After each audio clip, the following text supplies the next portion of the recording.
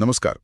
आज हम प्राचीन भारत के एक बहुत ही दिलचस्प महाजनपद अंग के बारे में थोड़ी गहराई से बात करेंगे। जी। हमारे पास देखिए कई तरह के स्रोत हैं, वैदिक संहिताओं से लेकर फिर महाकाव्य हैं, जातक कथाएं और बाद के भी ग्रंथ हैं। बिल्कुल। ये सब मिलकर अंग के इतिहास की और मतलब समय के साथ उसका रूप कैसे बदला, इसकी एक तस्वीर बनाते हैं। तो आज कोशिश रहेगी कि अंग की कहानी के कुछ खास पहलू समझे। बिल्कुल। अंग महाजनपद, हाँ, उन 16 महाजनपदों में से एक था जिनका जिक्र हमें मिलता है खासकर बौद्ध और जैन ग्रंथों में। हाँ। और इसका मुख्य इलाका, जैसा आपने कहा, आजकल के बिहार में भागलपुर और मुंगेर जिलों के पास था। अच्छा। और राजधानी तो बहुत मशहूर थी, चंपा।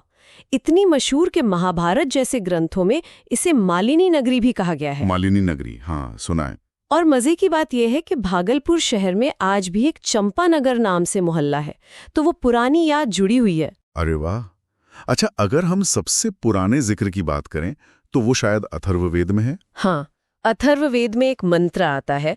वो थोड़ा जटिल है, पर उसका भाव ये है कि जैसे कोई बुरी चीज या बीमारी दूर भेजी जाती है।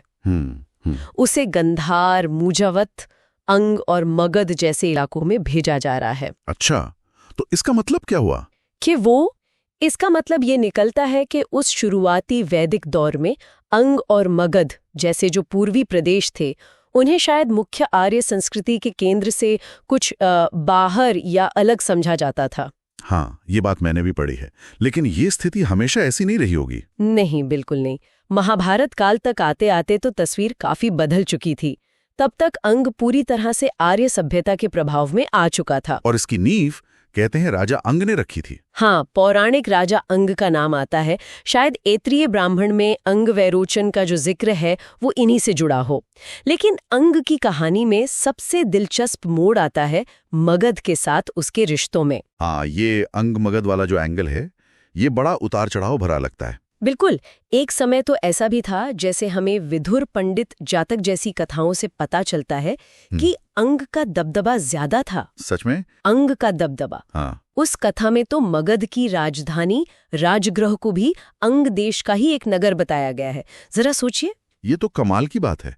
मतलब आमतौर पे तो हम मगध के उदय की ही बात सुनते हैं। हाँ, वो बाद की बात है। शुरू में लगता है अंग भारी था, लेकिन फिर पासा पलटा। बिंबिसार ने? जी हाँ, मगध के राजा बिंबिसार ने अंग के आखिरी राजा माने जाने वाले ब्रह्मदत्त को हराया और अंग को मगध साम्राज्य में मिला लिया। ये एक बड़ा टर्निंग पॉइंट था। और फिर वो मगध का हिस्सा ही बन गया। हाँ, जैन ग्रंथों में तो बिंबिसार के बेटे अजातशत्रु को भी अंग और चंपा का शासक बताया गया है। मतलब नियंत्रण पक्का हो गया था। अच्छा, इतिहास के अलावा महाभारत में भी अंग का जिक्र बहुत महत्वपूर्ण है। कर्ण की वजह से? बिल्कुल।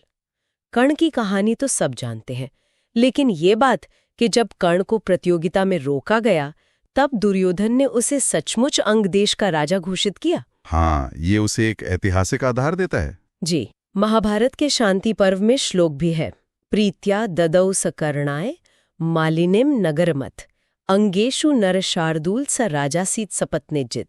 इसका मतलब क्या हुआ? इसका मतलब है कि जरासंध ने कर्ण को मालिनी नगरी यानी चंपा दी और दुर्योधन की सहमति से कर्ण वहां का राजा बना। तो ये दिखाता है कि अंग तब भी एक प्रतिष्ठित राज्य था। हाँ, ये तो है। और राजा दशरथ के मित्र लोमपाद का भी जिक्र आता है ना? हाँ, रामायण काल में राजा लोमपाद भी अंग के शासक माने जाते हैं। तो मौर्य काल तक आते आते तो अंग पूरी तरह मगध का हिस्सा था। लेकिन क्या उसके बाद भी इसका कोई वजूद रहा? मतलब कोई पहचान बची? बची, बिल्कुल बची। गुप्त काल के आसपास भी अंग की अपनी एक पहचान थी, एक प्रतिष्ठा थी।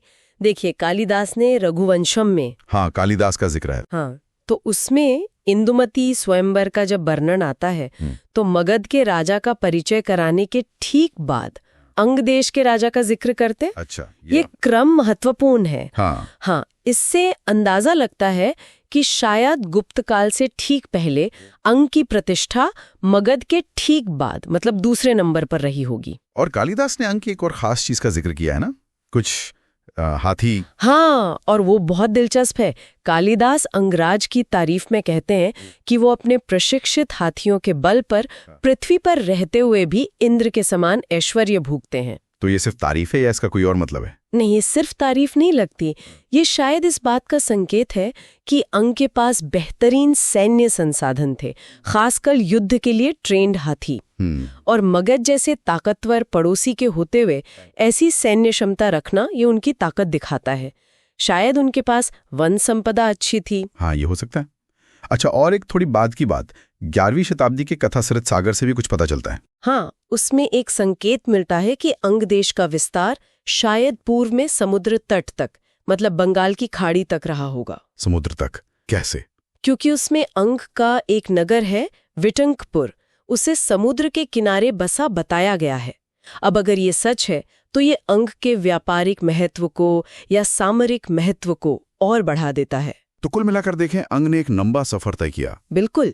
अथर्ववेद के समय जहां उसे मुख्य धारा से कुछ बाहर माना गया, वहीं बाद में जैन ग्रंथ जैसे प्रज्ञानपणा सूत्र में उसे आर्यजनों के महत्वपूर्ण निवास स्थानों में गिना गया। और राजधानी चंपा तो एक बड़ा केंद्र ही। हाँ, राजनीतिक और शायद व्यापारिक केंद्र भी। तो हमने देखा कि कैसे अंग महाजनपद का इतिहास सिर्फ राजाओं और लड़ाइयों का नहीं है। इसमें मगध के साथ शक्ति संतुलन का बदलना है, कर्ण जैसे नायकों का जुड़ाव है, कालिदास की रचनाओं में उसकी प्रतिष्ठा है। हाँ, ये सारी बातें दिखाती हैं कि सदियों तक ये प्रासंगिक बना रहा। बिल्कुल। और जाते जाते एक सवाल छोड़ जाते हैं सोचने के लिए। हाँ, ये जो कालिदास ने अंग के खास प्रशिक्षित हाथियों का जिक्र किया और बाद के ग्रंथों में इसका समुद्र तट तक विस्तार का संकेत मिला, क्या ये सिर्फ मगध से दुश्मनी के अलावा अंग की अपनी कोई स्वतंत्र सैन्य नीति या समुद्री व्यापार में किसी खास भूमिका की तरफ इशारा करते हैं? इस पर शायद और सोचा जा सकता है। दिलचस्प सवाल है, इस पर सोचना चाहिए। गुजारिश है, अगर वीडियो अच्छी लगी हो तो लाइक करें, शेयर करें और सब्सक्राइब जरूर करें। और हाँ, बेल आइकॉन दबाना ना भूलें। हाँ, ताकि नए वीडियो सबसे पहले आप तक पहुंचे।